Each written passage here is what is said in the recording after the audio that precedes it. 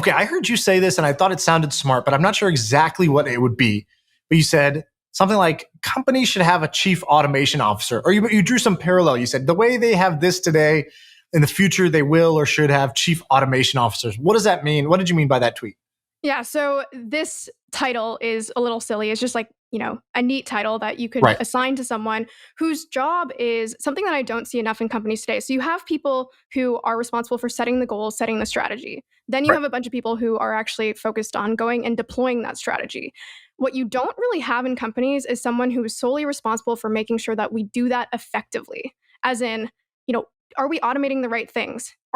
Do people have VAs and others that they can delegate to? Are we operating this company effectively? The same way that you would have a pilot that, uses an airplane to get to a destination, you also have someone checking if the machine is working properly, right? Right. If the airplane is operating as it should be. And I think this would, again, the title is a little silly, chief automation officer, but someone whose sole responsibility is to go find things that can be automated or delegated within a company that should be, and then their responsibility, maybe they have a team of automation experts, or maybe they just do it themselves if it's a small company, and they just do that. And I think I think you would see the ROI on this role immediately, right? So they would Right. easily pay for themselves and more. And I think it would be really simple. I mean, I think maybe in 10 years this will be more sophisticated. They would just literally shadow people in their role for a day and be like, okay, so what are you doing, and why are you doing that, and have you ever thought about doing this? And they'd probably just be like, oh no, I didn't think of doing that. Like, I've just been doing it this way because that's how I was taught. And so I think that could be just like a really simple version. And I don't even think you need a chief X officer. It can just be someone in your company where that is their sole responsibility, is to improve processes. Right. So you have already inside companies, you have a couple of roles like this that are internal facing. They don't face the customer. The customer is inside the company. So there are like chief people officer and the whole like HR department. And the people team, as they like to call it now. Then there's IT. So IT basically says, "Oh, great! I got to get you the best equipment, the right equipment. I got to make sure it works, make sure you can access all the internal stuff." And they're more like firefighters. They just come in when things are broken for the most part. They're there day one, and then they're there on every emergency after that. And then you have like data scientists. That wasn't super common before, but now you have teams inside companies that say, "Look, we're going to dig through all this data. We're going to organize it. We're going to get analysis and insights, and we're going to hand those to the execs of all that run all these different functions. We're going to say, with this data, now you can do your job better." And what you're saying is that just like there's sort of a data scientist, there might be sort of like an automation engineer. And the automation engineer might say, "Hey, we're not digging through data, we're digging through process. And when we dig through process, we're going to find repetitive, janky processes that are sucking up time, that are causing failures and errors and mistakes. And we're going to like free up those problems. And we know how to do that because we are experts of this like set of tools that exists that can be used so that this thing you're doing with Excel should be done on a dashboard.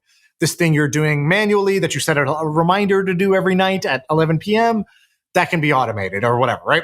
This thing that you're writing this report every day for your boss, that can be a Zapier command and just update the data automatically."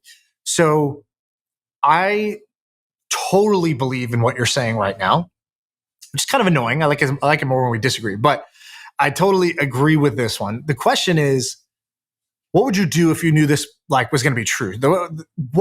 Okay, let's say we agree that this should exist. How would you like make this exist? So do you mean within a company, or if you were going to build a business around it? Either way. So you're Steph Smith, and let's say I said this is your mission. You could do it like inside HubSpot. Maybe that's a good place to start. Maybe that would be the end of it. Or you could build a company out of this. How would this like come to life?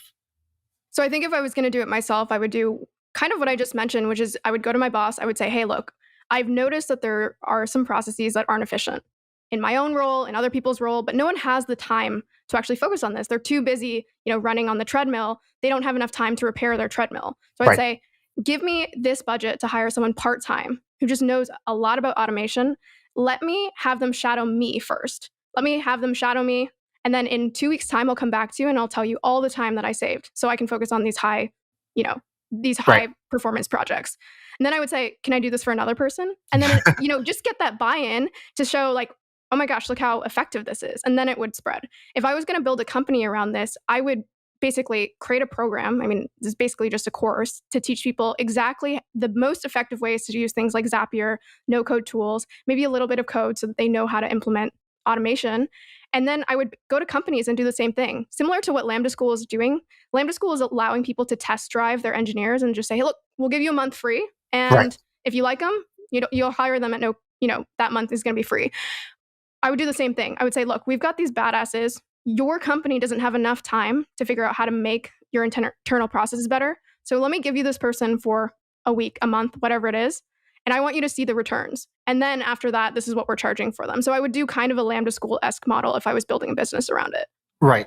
There's also UiPath, right, which is a company that basically created a piece of software that's like, I don't actually know exactly how UiPath works. I don't know if you know, but here's what I've heard. I could be wrong. If you're the CEO of UiPath, who I think is based in like Romania or something like that, my apologies. But the way I think UiPath works is actually they install a program on your computer, and all it does is watch what you do. It just watches where you move the mouse, watch what you type in, and it sort of looks for this pattern. And it basically says, oh, okay. It's called robotic process automation, I think, RPA. Yeah. And basically the machine will just say, cool, I figured out how to automate that thing you were doing. Right, like I figured out what you do every day is you wake up and you copy these 10 rows from this Excel file into this other file, and then you like add this other piece of information, and then you drop the file in Dropbox. Cool, I just do that automatically now. and UiPath is a very big multi-billion-dollar company. It works with big companies that need more efficiency, and so I think UiPath is probably like the craziest way to solve this problem.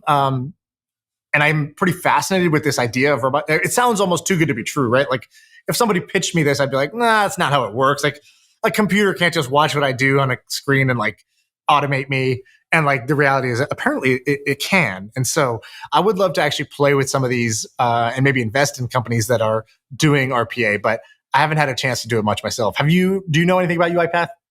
Yeah, so like you said, they went public recently at, I think I just checked, they're at a $32 billion valuation. So this is not, chump change. This is a big company. But like you said, I think they're focused more so on enterprises right now and figuring out just like the really common things that people do. Perhaps it's like customer service or something like that. I think, maybe this is just an interim solution, but there's always going to be things that a human can spot more easily by just like literally shadowing someone, like sitting next to them for a day on Zoom or in person. That I think there still is this gap that RPA, there's always going to be a delta between what RPA can tackle and the human exchange there. So I think there's still an opportunity for you to go hire like a chief automation officer or Have you ever shadowed someone at their job? I have, yeah. I mean, who did you shadow? Well, it was in my first job, and I remember it was in like business consulting. In the first week, they get you to shadow someone in their role. But my favorite part of that is it was like classic business consulting, like your whole day is spent in Excel, and they just go, see that mouse over there? We're going to teach you not to use it. And I remember thinking at the time, like, what? How am I going to do that? But yeah, it was game changing to just see what someone does, because when you're working on your own, you're just like inventing processes, and you learn so much by just watching. Yeah, I think that actually there should be more shadowing, period. I've learned a ton shadowing. I did it for products. Like before we got acquired by Twitch, we were building for Twitch streamers. And so I was like, well, I'm not a Twitch streamer. I could try to pretend to be one, but like the fact is I'm not a Twitch streamer with a big community, the type of person who we're actually building for. And so I reached out to a bunch of Twitch streamers and I said, hey, I would love to, just shadow you. I'm doing this thing. What I think I'm building is going to help people like you. But, I bet you've used a bunch of software where you literally look at it and you're like, dude, this person didn't understand what the hell they were supposed to do. Like, this thing doesn't work. I want to avoid that. And my way of avoiding that is, can I come and just hang out in the room while you stream? I just want to watch you for a couple hours. I know that sounds weird, but blah, blah, blah. And I'll give you $50. And he's like, $50? Okay, great. Why'd you say all that other shit? And so I went and I would go sit and like Twitch streamers stream in their bedroom. So I'm literally sitting on the dude's bed because there's no other space in the room. Everything else is like a camera or I'd be on screen. So I'm sitting on the bed. I'm like twiddling my thumbs and I'm watching him do things. And I thought I knew kind of like what it was like. And then you see all the nuances. You're like, oh, he literally is peeing in a bottle because he can't stand up because he's going to lose viewers. Maybe we could do something. Maybe we could build a feature that would let him have a restroom break, but would keep the viewers entertained, right? Like I would have never thought of that feature if didn't see the guy peeing a bottle under the desk. And so there's just a whole bunch of things like that you cannot pick up unless you're there, kind of like what they call in situ. You're basically in the situation, watching it all happen, and you'll see both those nuances of the customer, but you'll also see stuff that if you just ask them, hey, what are your biggest pain points? And they'll tell you a few things. And then you watch them and you're like, dude, you spent half your day doing this. They're like, yeah, well, you just got to do it. You got to do what you got to do. And you're like, no, you don't have to do that. I could solve that. You just don't know. So you didn't tell me when I asked you, but when I watched you, I saw something different. And so highly recommend shadowing for many things. If you want to know if you want to do a job, you want to build a better product, shadow somebody. Exactly. And I think this is actually why if you had someone shadow you who is focused on automation, they would ask you those same questions like, why do you do that? And you'd be like, I just do it. Like, this is the way it has to be done. And they'd be like, actually, no, like I can eliminate this in 30 minutes and you'll never have to do this again. So I think shadowing, you're absolutely right. Just you think there's all this like really intentional process behind what you do. And as soon as you just start asking questions, like shadow yourself, literally all the things that you do in a day, write them down as if you were leaving the company tomorrow and you had to pass this on to someone. I bet you there's going to be all this stuff that you're going to uncover where you're like, oh, actually, like, I don't know if we should be doing it that way. Right. Yeah, totally. I've been hiring a bunch of people that are like virtual assistants in the Philippines, basically, to just automate a bunch of things in my life as well as in my company. And when you do it, you're like, okay, if this random person who you're paying $5, $6 an hour, how are they going to do this task that like I used to pay somebody in the US this much money to do? It's like, well, I need to create a script, right? And the script is basically like, I'm basically coding in a Google Doc for a human to execute this same thing every day or every week, every Friday, say, do this. And so, I can see how you could do that A in software, but B, doing that process for yourself when you're trying to automate yourself out of something, you're right. It's like the easiest way to see a bunch of like inefficiency and leaks in your own game is when you try to like write the script for somebody else to do what you do. It's like, oh, either you find out, no, this can't be delegated because it's like, no, there's actually just a bunch of intuition and creativity here. Or you're like, oh my God, why do I even do this task? And why do I do it this way? This makes no sense. Totally.